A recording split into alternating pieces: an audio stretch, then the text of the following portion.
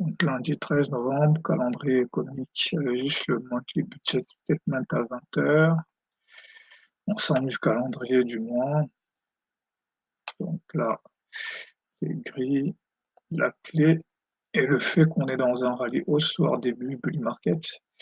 Il y a un potentiel CPI front run, donc les dips sont encore à acheter et le prix va chercher des résistances. Mais comme on est lundi sans news et il y a un monthly budget statement à 20 h, ça peut être un moment d'indécision. En tant qu'acheteur, là maintenant on achète les dips, les accumulations, on achète tous les retracements. Vendeur, là maintenant on va acheter, en fait on va vendre que les signaux majeurs en fait, du type RH50 ou des rejets sur des résistances.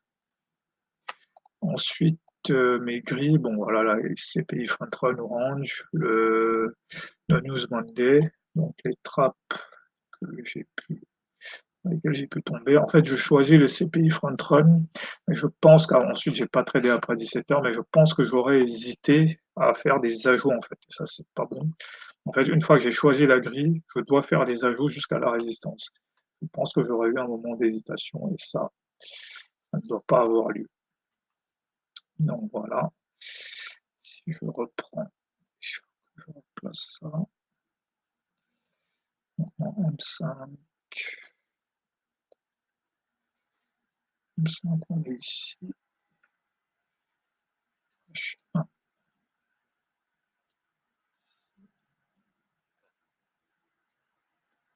Non.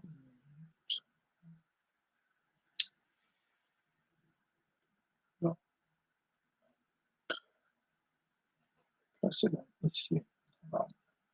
Oui, ici important. J'aurais dû prendre un swing trade ici, vendredi, sur le rebond du bas de lundi. En fait, le truc, moi, je m'attendais plutôt à un retracement de 50%, mais là, je pense que le mouvement aussi, voilà, ici, moi, je m'attendais à un retracement dans cette zone ici. Je pense que le mouvement aussi est tellement fort que là, maintenant, il faut se contenter de supports comme les bas, les weekly range. En fait, les bas de weekly range, maintenant, c'est suffisant pour entrer. Bon, ici, bougie rouge, rien. Là, rien, parce que là, c'est un doji. À partir d'ici, j'aurais pu commencer à entrer, parce que là, j'ai quand même deux pendus. Contexte de Rallios, CPI du front run, j'aurais pu commencer à acheter ici, mais bon, j'hésite un peu. Finalement, j'achète ici. Et ici, voilà, là, 17 h. Bon, voilà, ici, même 16 h 30, j'aurais pu rajouter ici. Là, 17 h, je ne suis plus devant mes écrans. En fait, ce que j'aurais dû faire, là, j'ai clôturé la totalité de ma position.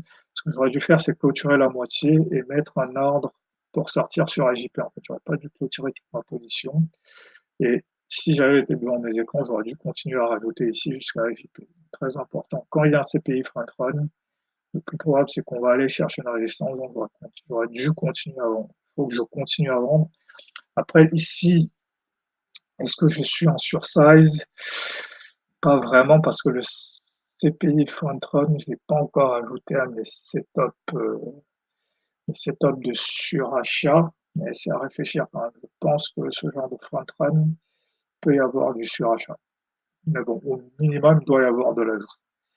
Voilà, ici. Donc ici, voilà, sur AJP, j'aurais pu placer un ordre de vente parce qu'on est quand même sur un No News Monday.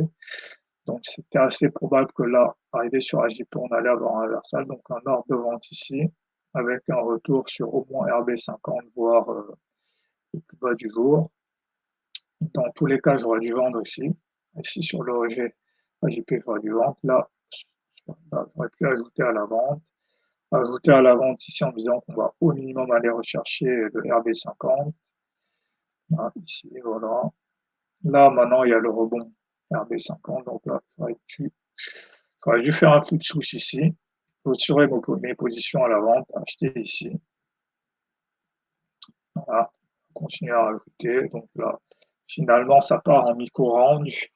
Là, pareil, il faut que je fasse une étude pour voir s'il y a des critères pour distinguer quand le RB50 part sur une leg 2 ou qui s'arrête en micro-range. Mais fondamentalement, je pense qu'il n'y a pas de différence. C'est juste qu'il faut accepter que parfois on va partir sur une leg 2, parfois non. Là, c'est vrai qu'à 20 h, il y avait le moins de budget statement. Ça peut être voilà, ça peut refroidir quand même le fait qu'il y ait une nouvelle, ça peut faire en sorte que les participants, préfèrent attendre, mais bon, fallait juste acheter, accepter soit de prendre le SL, soit de prendre le TPM. Donc c'est pas une journée compliquée, plutôt même simple, parce que dès l'ouverture, il y a le front run, ensuite c'est juste le micro-ondes ici qui aurait pu être un peu technique. De toute façon, si j'avais fait mes entrées à 15 h, voilà, à l'open, je me serais de toute façon arrêté, je me serais arrêté à 17 h. Voilà, journée pas très compliquée. Voilà, ici, voilà, quand même illustré, ici en M5, j'aurais pu commencer à entrer ici une fois que j'avais choisi le CPI front run. Ici, échec du reversal à la baisse, j'achète, échec reversal à la baisse, achat, échec reversal à la baisse, achat, voilà, jusqu'à la JP. Voilà.